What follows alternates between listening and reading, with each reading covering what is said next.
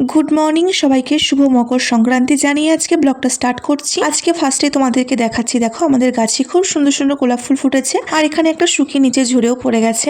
এই গাছটা আমি খুব যত্ন করি, তো দেখছি ছোট ছোট অনেকগুলো কড়ি বেরিয়েছে, দেখে খুব ভালো লাগছে। আর আজকের ওয়েদারটা সকাল থেকেই মেঘলা। মকর সংক্রান্তির দিন বেশিরভাগই মেঘলা থাকে, এই বছরও দেখছি মেঘলা আছে, বাট অল্প অল্প রোদ বেরিয়েছে। আগের বছর একদমই মেঘলা ছিল, দেখে মনে হচ্ছিল যে বৃষ্টি নামবে। তো এখানে তো বাস্তু পুজোর জন্য সবকিছু গোছকাজ করছে জেঠি, আর আমাদের আলাদা করে পুজো দেওয়া হয় না। আর এই মকর সংক্রান্তির দিন অনেকের বাড়িতেই দেখি উঠোনে সুন্দর করে লেপে মুছে গোবর দিয়ে আলপনা দেয়। অনেকে চালের গুঁড়ো দিয়েও বিভিন্ন জিনিস আঁকে, তারপরে মাটি দিয়ে কুমির তৈরি করা হয়।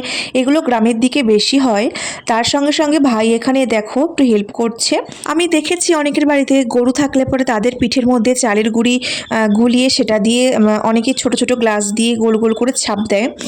আর এই যে সংক্রান্তির যে নিয়মগুলো, যেখানে খুব গ্রাম সেখানে খুব ভালোভাবে পালন করা হয়। আমাদের বাড়িতেও প্রত্যেক বছরই হয়। আর আগে যখন ঠাম্মা বেঁচে ছিল তখনও ভালোভাবে দিত, আমার জেঠু কুমির বানিয়ে দিত।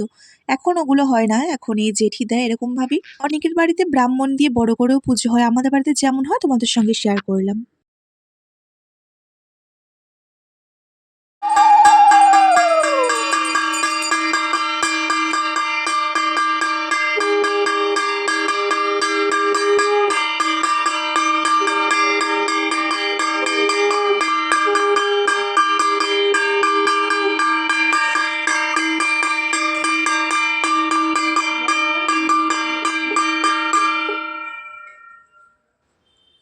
এই পাশে সরে আসো করে খায়, এদিকে সরে আসো। সবাইকে তুলতে হবে, সবাইকেই তুলতে হবে ভিডিওতে।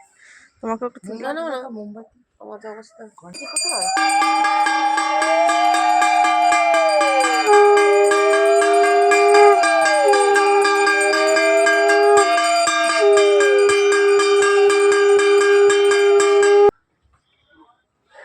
আমি তো সাদা প্যান্ট পরা, আমি এমনি প্রণাম করবো।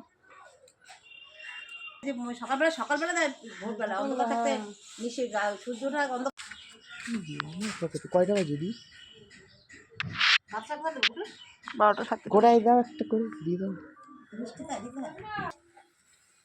আজকে মকর সংক্রান্তি, আর আজকে আমাদের সকালের ব্রেকফাস্ট হচ্ছে ফুলকো ফুলকো লুচি এখন ভাজছি।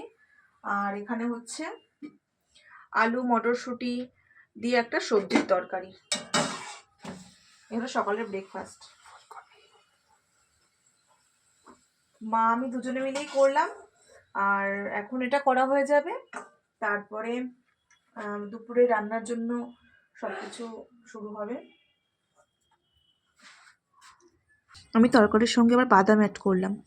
কালকে মা আর আমি গেছিলাম ভাঙা মেলায়, তখন বাদাম নিয়ে এসেছিলাম, তাই ভাবলাম যে এখন একটু তরকারির সাথে খাই। তো সন্ধ্যাবেলাতে আমি পড়াতে গেছিলাম, তারপরে বাড়িতে এসেছি, এসে এই রাত্রেবেলা মায়ের সঙ্গে হাতে হাতে এখানে একটুখানি পিঠে ভাজছিলাম। আজকে যেহেতু পৌষ পার্বণ, আজকে পিঠে না করলে হয়? তো কার কার বাড়িতে কী কী পিঠে হয়েছে তোমরা কিন্তু কমেন্ট করে জানিও। আর পৌষ পার্বণের দিন তো আমাদের বাড়িতে নতুন সাজ পরাতে হয়, সেই নিয়মটা মা প্রত্যেক বছরই করে, অনেকে আগের দিন করে, যার যেরকম নিয়ম। মার পিঠে ভাজা হয়ে গেছে, আমি তারপরে বানাচ্ছিলাম একটু ঝাল পিঠে। আমি তোমাদেরকে না একদিন এই ঝাল পিঠের রেসিপিটা শেয়ার করে দেবো, তোমরা একদিন বাড়িতে বানিয়ে খেও, দেখবে তোমাদের খুব ভালো লাগবে। এটা আমার মা শিখেছে আমার দিদার কাছ থেকে, আমাকে করে খাইয়েছে, তাই জন্য আমার খুব ভালো লাগে, তাই জন্য আমি একটুখানি লাস্টে বানিয়ে নিলাম। এই সরার পিঠে বিভিন্ন মানুষ বিভিন্নভাবে খায়, কেউ দুধে ভিজিয়ে খায়, কেউ আবার গুড় দিয়ে খায়। তো আমি তো বিভিন্ন রকম ভেজিটেবিল দিয়ে এটা তৈরি করি, তোমরা যেই ভেজিটেবিলের মধ্যে দাও একটু বেশি কুচি কুচি করে দিতে হবে। দেখো এখানে পিঠেগুলো করেছি আর কতটা সফট হয়েছে, তাই না? তো আজকে তো আমাদের শুধু এই সরার পিঠেই করা হলো, আর কোনো পিঠে করা হয়নি। অন্যদিন মা করবে, আবার যেদিন করবে তোমাদের সঙ্গে শেয়ার করব। তো আজকের এই ছোট ব্লগটি তোমাদের কেমন লাগলো আমাকে জানিও। আর তোমাদের অনেকদিন বাদে আমি ব্লগ দিলাম, তো এখন থেকে চেষ্টা করব কন্টিনিউ ব্লগ দেওয়ার। তো তোমরা আমার চ্যানেলটাকে সাবস্ক্রাইব করে রেখো, আর আমার পাশে থেকেও সব সময়। দেখা হবে অন্য কোনো দিন নতুন একটি ব্লগের সঙ্গে। তো আজকের মতন টাটা, সবাই ভালো থেকো।